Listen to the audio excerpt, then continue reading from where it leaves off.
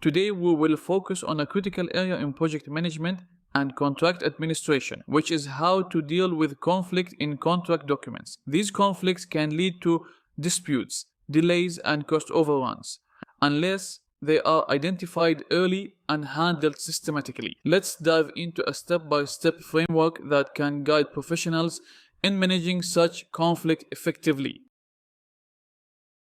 A conflict in contract documents arises when two or more parts of the contract contradict each other, or when there is ambiguity, meaning a clause could be interpreted in more than one way. Common examples include: first, drawings showing different dimensions than the specifications; second, BOQ quantities that don't match the drawings; third, the general conditions contradict the particular conditions or employer requirements. These inconsistencies can cause uncertainty, risk shifting, and even claims if not resolved properly.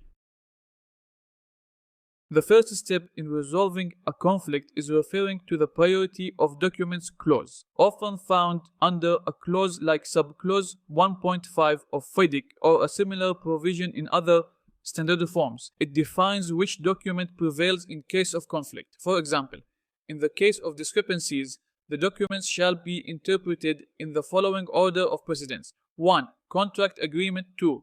Particular conditions; 3. General conditions; 4. Specifications; 5. Drawings; 6. BOQ.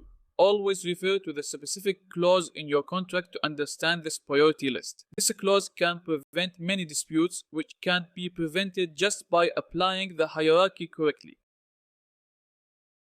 If the priority doesn't solve the issue, or if the conflict is unclear, the contractor should raise a formal RFI request for information to the engineer or contract administrator. The engineer, under most forms like FIDIC, has the duty to clarify and instruct in case of ambiguities. Always document these clarifications and ensure they are incorporated into the project record. If the issue affects time or cost, it may trigger a variation or claim, so proper documentation is key. Most standard forms, including FIDIC subclause 20.1, require the contractor to notify the engineer promptly when they encounter a conflict or inconsistency that may impact the works. Failing to notify in time can waive your rights to a claim, so always act within the specified notice period, usually 28 days. If the engineer's decision is disputed, the issue may proceed through the formal dispute resolution process, which is dispute adjudication board in FIDIC, or mediation, arbitration, or litigation in other contracts. It's important to maintain a clear paper trail of conflicting documents, communications, instructions, any cost, time, impact. To summarize, always start with the priority of documents clause. Use the RFI process to clarify ambiguities, notify in time, and maintain clear records.